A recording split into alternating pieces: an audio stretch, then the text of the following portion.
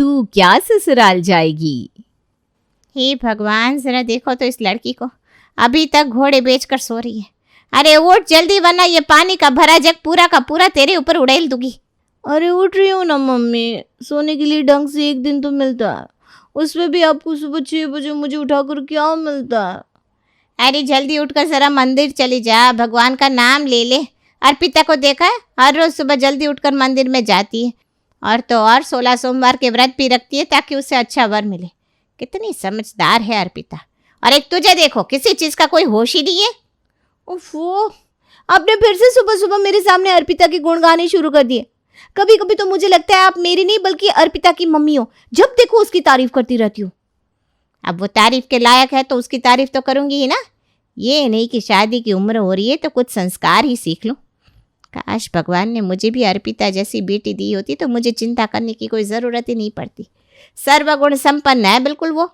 अब हर बात में पूर्वी की मम्मी उसकी बड़ी मम्मी की बेटी अर्पिता की तारीफ करती। और ये तो जाहिर सी बात है, अगर कोई भी बार बार किसी की दूसरे से तुलना करेगा तो कहीं ना कहीं उसे तो बुरा लगेगा ही। ऐसे ही कुछ दिन के बाद, एक मिनट, ये आज क्या पहना हुआ है तूने? कोई ढंग के कपड़े नहीं है क्या तेरे पास पहनने के लिए? क्या हो गया मम्मी, कट स्लीव कुर्ता ही तो है।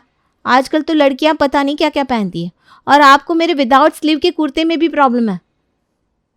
तुम्हें कितनी बार बोला है कि मुझे ऐसे कपड़े पसंद नहीं है। अगर जींस के ऊपर कुर्ता ही पहनना है तो पूरी बाजू का पहनो।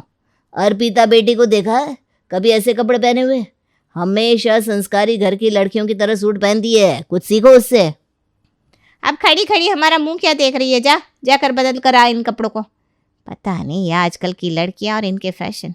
ऐसे कपड़े पहनेगी तो कोई अपने घर की बहू नहीं बनाएगा तुझे। हर किसी को अर्पिता जैसी संस्कारी लड़कियां ही पसंद आती है। चल जा अब। यहाँ अर्पिता के चक्कर में पूर्वी को हर रोज उसके घर पर डांट पड़ती थी। और वहाँ अर्पिता क्या कर रही थी, चलिए एक बार देखते हैं। वाह वाह वाह, कितनी सुंदर लग रही है मेरी बेटी ये सूट पहनकर, किसी की नजर ना लग जाए। Thank you mummy. अच्छा मुझे अब ना कॉलेज के लिए देर हो रही है तो मैं चलती हूँ। अर्पिता बिल्कुल संस्कारी लड़की की तरह घर से निकलती है, लेकिन कॉलेज पहुँचने से पहले ही वो मेट्रो स्टेशन के पास वॉशरूम में जाती है और अपने कपड़े बदल कर बाहर आती है। घर वालों के सामने भी क्या क्या करना पड़ता है, पर कोई बात नहीं अर्पिता, घर वालों का भरोसा जीतने के लिए उनके सामने थोड़ी बहुत संस्कारी बनने की एक्टिंग तो करनी ही पड़ती है।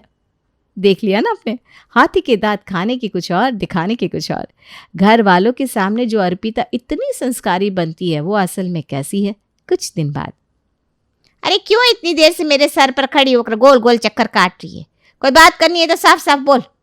मम्मी वो अरे क्या मम्मी वो की रट लगा रखी है? बेटा जो भी बोलना है सीधे सीधे बोलो। पापा वो आज मेरी फ्रेंड शीतल का बर्थडे है, तो उसने शाम को अपने बर्थडे की पार्टी रखी है, तो बस उसी पार्टी में जाने के लिए परमिशन चाहिए। जब देखो तब घूमना फिरना और मटर गश्ती, बस यही सब तेरे दिमाग में चलता रहता है।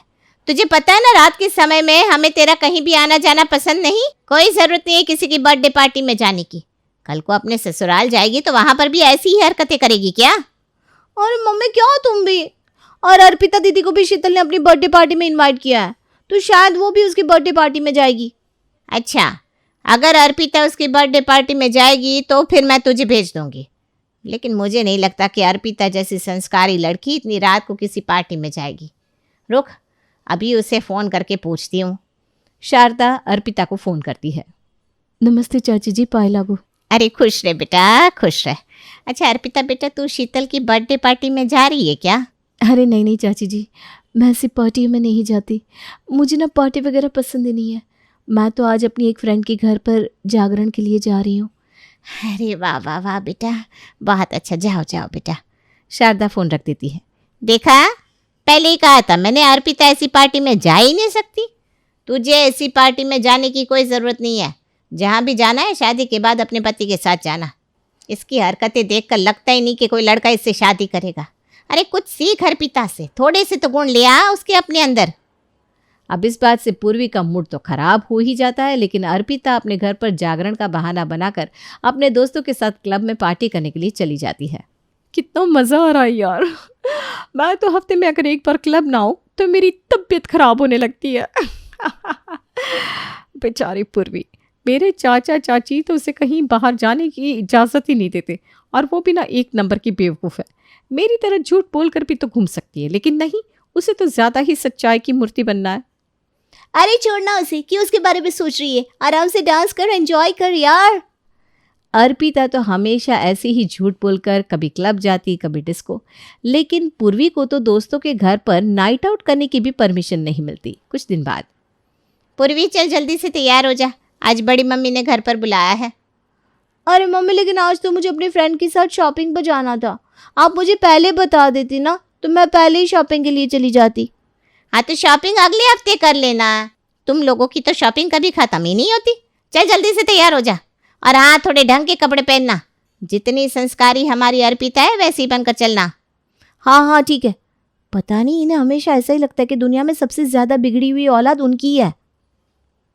क्या बड़बड़ाती हुई जा रही है? अब कहाँ, कुछ भी तो नहीं। पूर्वी अच्छा सा सूट पहनकर अपनी मम्मी के साथ बड़ी मम्मी के घर जाती है। तभी अर्पिता उन सब के लिए चाय नाश्ता लेकर आती है। नमस्ते चाची जी, पाए लागू। अरे नमस्ते बेटा, खुश रह खुश रह। चाची जी, आपको नथुराम हलवाई के समोसे बहुत पसंद है ना? तो आज मैंने अपने हाथों से बिल्कुल वैसे ही समोसे बनाने की कोशिश की है। आप एक बार खाकर बताइए कैसे बने। क्या बेटा, तूने मेरे लिए अपने हाथ से समोसे बनाए? इसलिए क्या अपने हाथ से समोसे बनाए होंगे?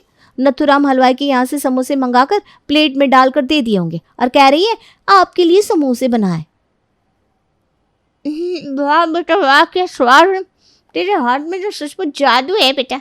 और एक हमारी इस पूर्वी को देखो, चाय और मैगी के अलावा कुछ ठीक से बनाना आता ही नहीं इसे। इतनी बार बोलती हूँ शादी की उम्र हो रही है, कुछ बनाना सीख ले बेटा, पर इसके अंदर तो एक गुण नहीं है कि कोई ढंग का रिश्ता इसे मिल जाए। देख जरा अर्पिता को, कितने अच्छे समोसे बनाए हैं। यार मम्मी, बचपन से हमेशा से मैं हॉस्टल में रही हूँ। वहाँ पर बनाने को चाय और मैगी के अलावा और होता क्या था? अभी आई तो कॉलेज ज्वाइन कर लिया, कभी खाना बनाना सीखने का टाइम ही नहीं मिला। ये सब ना बहाने होते हैं बेटा, वरना सीखने वाले कैसे भी सीख लेते हैं। हमारी अर्पिता भी तो पढ़ाई में कितनी होशियार है, जब देखो पढ़ती रहती है, लेकिन उसे कितना अच्छा खाना बनाना आता है। बहुत अच्छा ससुराल मिलेगा तुझे बेटा, बहुत गुणवती है तू। थैंक यू चाची जी, लेकिन आप मेरे लिए पूर्वी को डांटिए मत। कोई बात नहीं, अगर उसे खाना बनाना नहीं आता मैं उसे सिखा दूंगी। कितने बेवकूफ़ हैं ये सब। मैंने इन लोगों को बाहर के समोसे लाकर खिला दिए और इन्होंने मेरी बात मान भी ली कि इन्हें मैंने बनाया है। पता नहीं कौन शादी करेगा इससे। अभी 2 महीने बाद इनका कॉलेज ख़त्म हो जाएगा। समझ में नहीं आता कौन लड़का पसंद करेगा इस लड़की को, कुछ भी तो नहीं आता इससे। कुछ दिन बाद, आज तेरी बड़ी मम्मी घर पर आ रही हैं तो उनके लिए कुछ ढंग का बना दियो। अर्पिता ने कितने अच्छे समोसे बनाए थे, कम से कम तू उनके लिए ढंग के पकौड़े ही बना देना। ठीक है ना मम्मी, बना दूंगी। और आपको क्या लगता है वो समोसे उसने बनाए थे? तो छोड़ो, जाने दो। थोड़ी देर बाद बड़ी मम्मी अर्पिता के साथ उनके घर आती है। आओ आओ दीदी, आओ आओ बेटा अर्पिता। सब लोग बैठते हैं और पूर्वी उन सब के लिए चाय पकौड़े बनाकर लाती है। वैसे आपका ये सूट बहुत अच्छा लग रहा है दीदी, कौन सी दुकान से लिया? अरे नहीं शारदा, ये सूट तो मेरे लिए अर्पिता ने सिला है। जयपुर में जब गवर्नमेंट जॉब का एग्ज़ाम देने के लिए गई थी ना, तब वहाँ से सूट खरीदा था और घर पर आकर मेरे लिए सिल दिया। अरे वाह, मुझे तो पता ही नहीं था कि अर्पिता बेटी को इतने अच्छे कपड़े सिलने भी आते हैं। बेटा तेरे ससुराल वाले तो कभी तेरी तारीफ करते थकेंगे नहीं, इतने गुण हैं तेरे अंदर। अरे किसे देखो, शर्ट का एक बटन भी निकल जाए तो उसे लगाने में 10 घंटे लगा देगी। अर्पिता बेटा तू ही कुछ सिखा देना इसे भी ना अपने जैसा बना दे, कम से कम इसकी शादी तो ढंग के घर में हो जाएगी। जी बिल्कुल चाची जी। अरे काहे की सिलाई आती है, ऑनलाइन सूट मंगाया है। इन लोगों का सही है यार, इनको मैं एक बार में जो भी बात बोल दूँ वही मान लेते हैं और पूर्वी को हर बार मेरे चक्कर में सुनना पड़ता है। सॉरी पूर्वी। कुछ टाइम बाद उन दोनों की कॉलेज का फाइनल रिजल्ट आता है।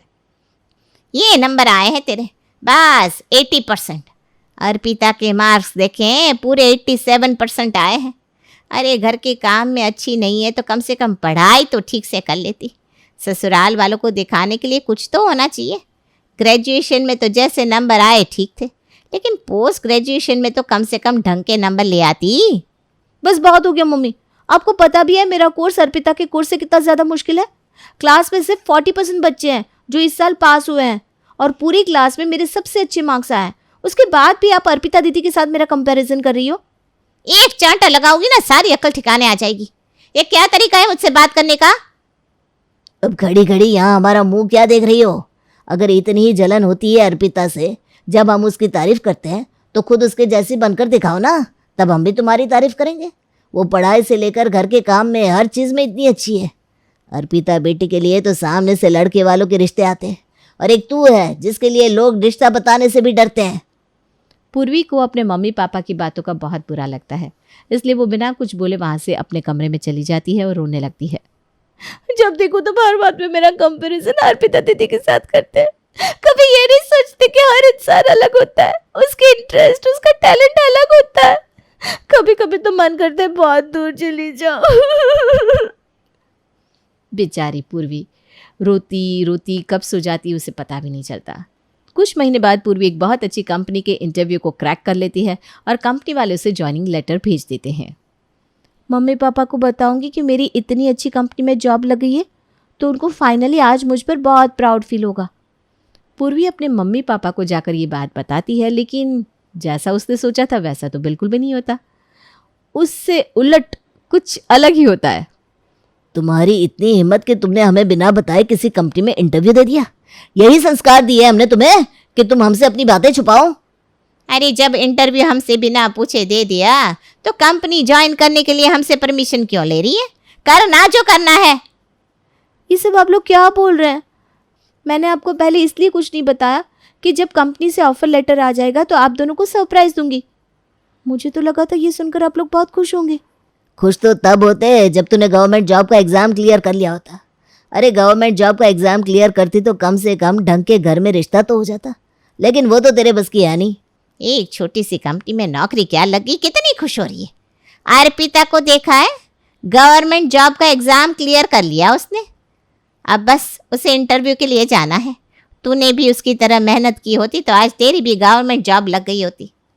यहाँ पूर्वी रोते हुए अपने कमरे में चली जाती है और वहाँ अर्पिता, मम्मी मेरा जो एग्ज़ाम क्लियर हुआ है, अभी 2 दिन बाद उसके लिए इंटरव्यू है, तो मुझे जयपुर जाना पड़ेगा।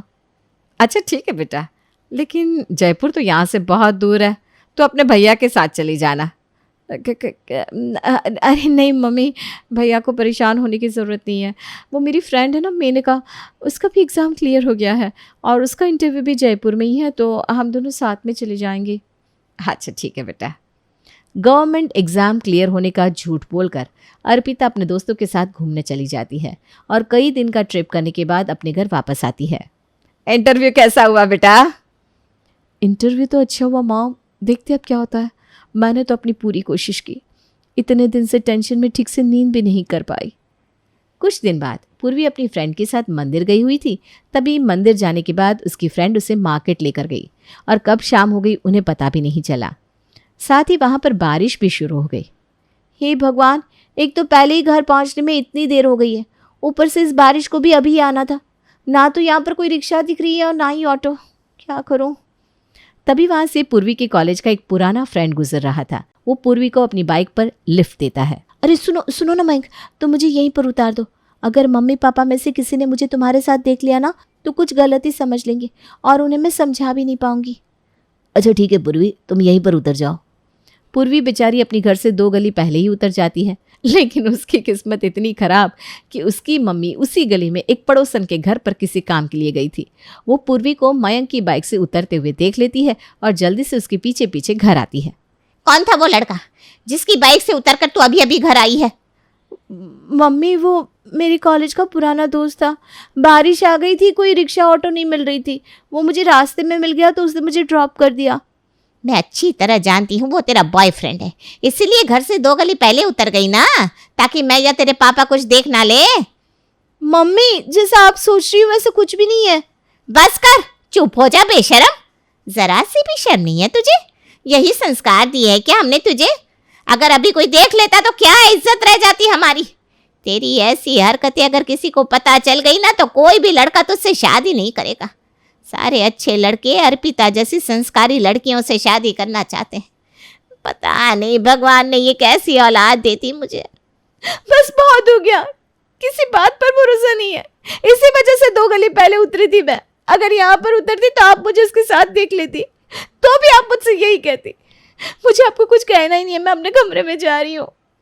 पूर्वी रोती हुई अपने कमरे में चली जाती है। कुछ दिन बाद अभी सुषमा भाभी का फ़ोन आया था, फ़ोन पर बहुत रो रही थी। मुझे तो कोई टेंशन वाली बात लग रही है, चलो एक बार जाकर देखाते हैं।